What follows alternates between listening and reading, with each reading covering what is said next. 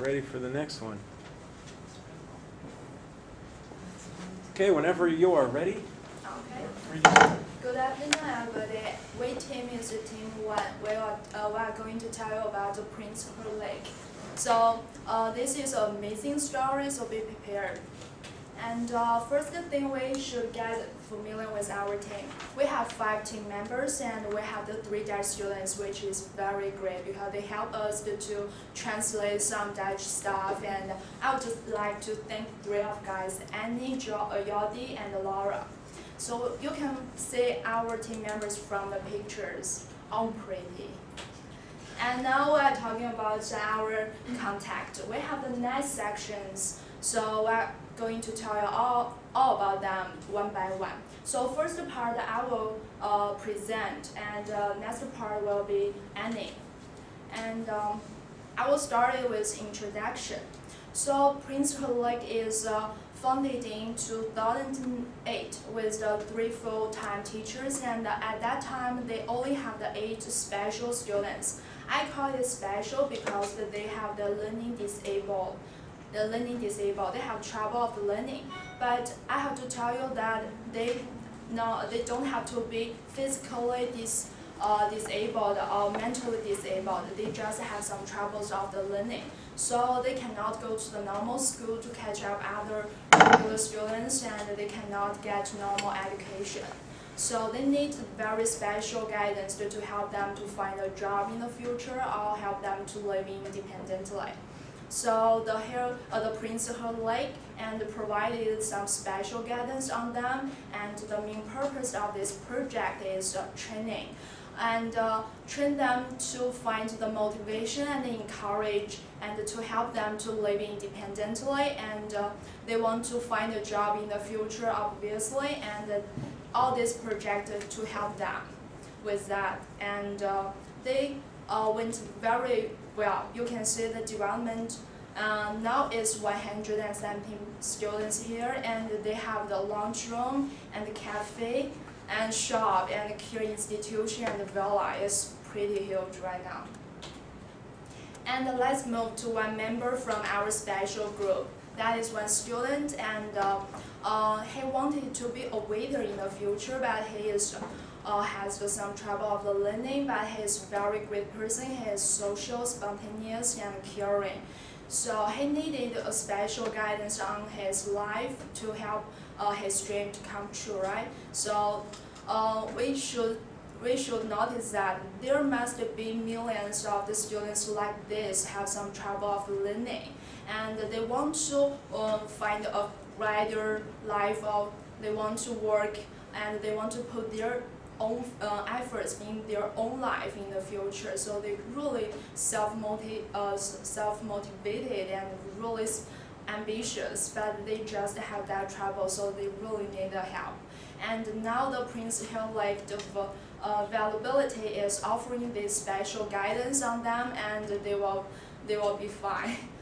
And next, I will tell you this story behind this project. Is very touching story, and there must be very great mom behind this, and she is not lucky because she got a learning disabled son, but she wanted her son go to the normal school to get educated with other regular students, but the schools cannot take this special son in that school. So the mom decided to set up this special education system to help the students like this situation as her son.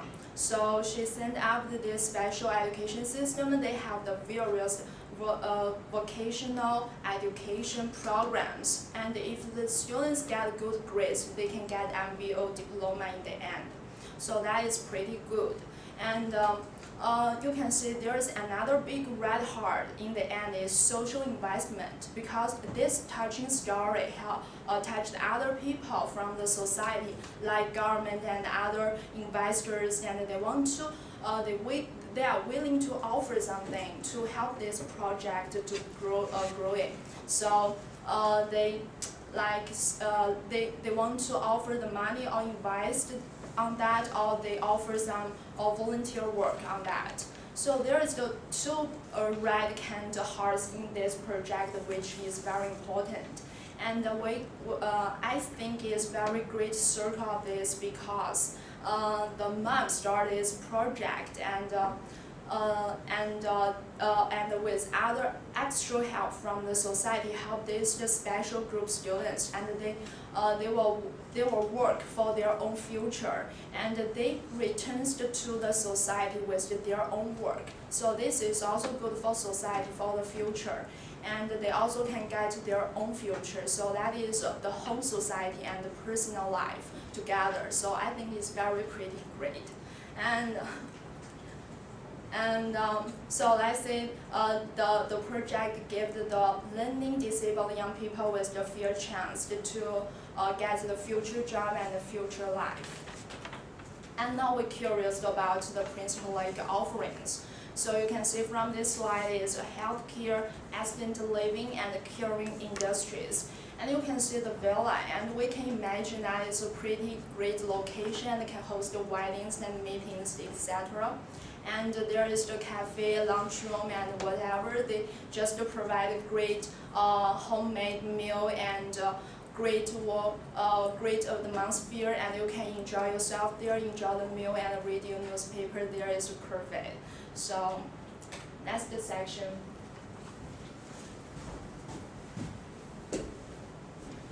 There's also from influence from abroad. In 2002, Jamie Oliver came up with the idea of 15, which is pretty much the same and similar idea to what Ella Buijsen wanted. And Ella Buijsen is the great mom we are talking about. And he wanted to use the magic of cooking to give people who often face challenges in their lives the opportunity to unlock their true talents and to give them this opportunity with just a little bit of more individual attention, great mentoring and great training. 15 also offers an MBO education, just like Prins Heerlijk does. And they really have the opportunity to work and to learn at the same time. Although this is not specifically a project for people who have a learning disability, learning difficulties, or a mild mental disability, there are some apprentices of 15 who have faced these challenges, and we're really happy that there was someone who believed in them and who gave them this opportunity. And already 350 students graduated from 15, and more than 80% remained in the business. So I think this really shows how great and what a success this project could be. But Prins Heerlijk is also an example for foreign countries, because in the summer Croatia will have a new restaurant which will look a lot like Prins Heerlijk. This new restaurant will offer jobs and education to young people with severe learning disabilities and who are mentally disabled. Portagora, which is an organization in Tilburg, is highly involved with this project together with TOMS. And TOMS is an organization from Croatia, and they really are really passionate about equal rights for mentally disabled people, and they really want to give them the opportunity to have the same experiences in life, also in education and in work, as normal people. And a delegation from Croatia came to Tilburg, and they were very impressed with what they saw, and therefore they will have the same kind of education as we have here in Tilburg. So besides the normal media attention that Prins Heerlijk gets, like television programs, local newspapers, etc., we also got some royal media attention. Queen Maxima visited last year, in 2014, and she visited the first graduation ceremony for the MBO diploma Care and Support, which was at that time the first graduation for their healthcare program. In the year earlier, when he was still a prince, King Willem-Alexander visited the Vier Jaargetijden, which is the villa which was then the newest addition to the Prins Heerlijk education system. And in 2011, still a prince, Willem-Alexander visited the Prins Heerlijk lunch cafe, and he later opened the newest Prins Heerlijk kaas and delicatessen shop, which is an education for becoming a sales representative. And since after finishing our research and we wanted to have more of a personal experience, so what could we better do than go to the lunchroom and have some lunch? So we did, and we really enjoyed it. First of all, we came into the restaurant, and we were greeted very friendly, and our waitress led us to the back of the restaurant, to our table. And at first, she seemed kind of shy, but as soon as she got to order our food, she was really passionate about answering all our questions about what everything was, and yeah, she was really enthusiastic about everything that she did there.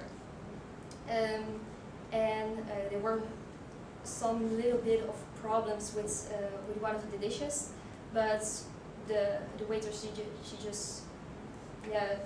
she asked the supervisor who was there at the moment that day, and the supervisor, which was also our teacher obviously, she was very friendly and respectful, and in a very professional way she just explained everything and how she had to do something, and the student was just really motivated to do it right this time and to learn how she had to do everything. Furthermore, we think with our low-key student budgets, it's relatively inexpensive for the high-quality experience that you receive. I think it's really, the food came very quickly, it was delicious, it was a very well-looking plate, everything looked so great. It was unexpected, so that we were really impressed.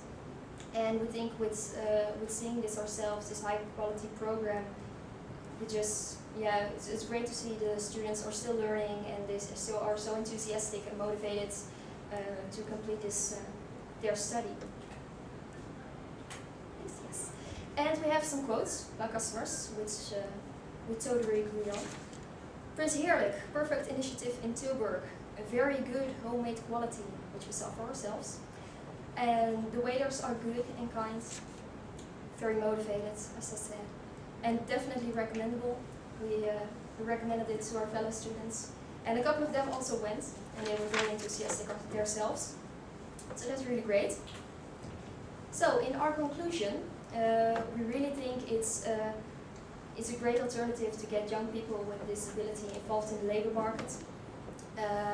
These young people deserve a chance to develop their skills and to have a real chance and to just live a normal life with a normal job, and also living on their own, which is also an opportunity at Prins Heerlijk, or just to become a sales representative. And we think more institutions like Prins Heerlijk should develop in the future, and we believe it's really a sustainable alternative initiative, which we expect to keep expanding in the future. And we have already seen that it's going way beyond the borders of the Netherlands and Tilburg. So we really think this could be a social changing social startup at its best. So on behalf of the rest of my team, I would really like to thank you for your attention and for finding the time to be here today. Thank you. Questions? Go ahead. You're the client. There's a pattern here. Well, again, a very, very interesting story. I think you really got the essence of Prins Heerlijk, and I really like also the way you share your personal stories of going there and experiencing the food and the atmosphere. I think those are very important things to share, because if you compare this, for example, to the Jenny-Cap case, you could almost say that that's where the applications are kind of boundless, there's endless applications, whereas here it's the people, and you see how it touches people, from customers to people in government, so they open up through that story. And I think the mother story, it's interesting, it's a story about a mother, but you can also see as the mother of all stories, is how it started and how it touches people. So what I would like to ask is, one of the things, it's there in a way their selling point, young people with disabilities who fight their way into society through hard labor, lots of love and support. So that's great, but of course they're also vulnerable in the sense that you don't want to commercialize that story in a way. So how can you, if you would give advice, how can you tell this story, get to different target groups without losing the authenticity, without kind of jeopardizing the actual space and privacy of those people? Could you see a way to, for example, can you tell their personal stories without actually putting them in the spotlight, which maybe they don't want to be in? How would you deal with that? Good question. I think you have to look at a target group that you're trying to reach. I think, for example, you could tell about well, one of the most important things Ella wanted was that the students or the young people wouldn't be just sitting on the couch all day and just being able to have a normal life and to work. And I really think, for example, when you look at money, when they're just sitting at home and on the couch, there are a lot of young students who are, unfortunately, because they are mentally disabled or they are having learning difficulties. And I think you really have to look at they need to get money, and they are getting money from the government. And I think you really have to look at the target group. And when you look at investors or someone who's really about the government cutting on budgets and everything, you really have to look at what would be an interesting fact for them to invest. And yeah. And you could use that kind of personal story also to convince, let's say, insurers or yeah, for example, someone who's just who was sitting at home on the couch and now has the ability to work or the opportunity to work and learn at the same time. I think the personal stories are a huge part of this project, and without making it too personal or invading privacy, I think it's really important to tell the story, but maybe in a more abstract way. Yeah, would you actually, so you would want to see these young people in their professional roles? That's of course, that shows their strength and shows what they can do rather than what they can't do. So would you then have more like, let's say, a general business setting, anonymized students kind of serving people? Or would you actually zoom in, like let's say interviewing one of these kids and actually getting their personal life story? Or do you think that it's a fine line there to go? I think the strength of this project is to use your stories and to interview them personally. Because I think when you look at other projects, they are way more abstract. And I think the benefit that this project has is that it's just, people can really relate to it. And I think we kind of have a sympathy factor, I think. And I think that when you really abstract it, like... You lose that. Yeah. And I think that would be, I think it really would be a shame. And they are so proud of what they do that I don't really think they're so enthusiastic and they're so motivated. And they're willing to share those personal they stories. Yeah, very good. Thank you. Thank you. Any further questions? Then we leave it as such. Thank you very, very much. This brings us to our final presentation of the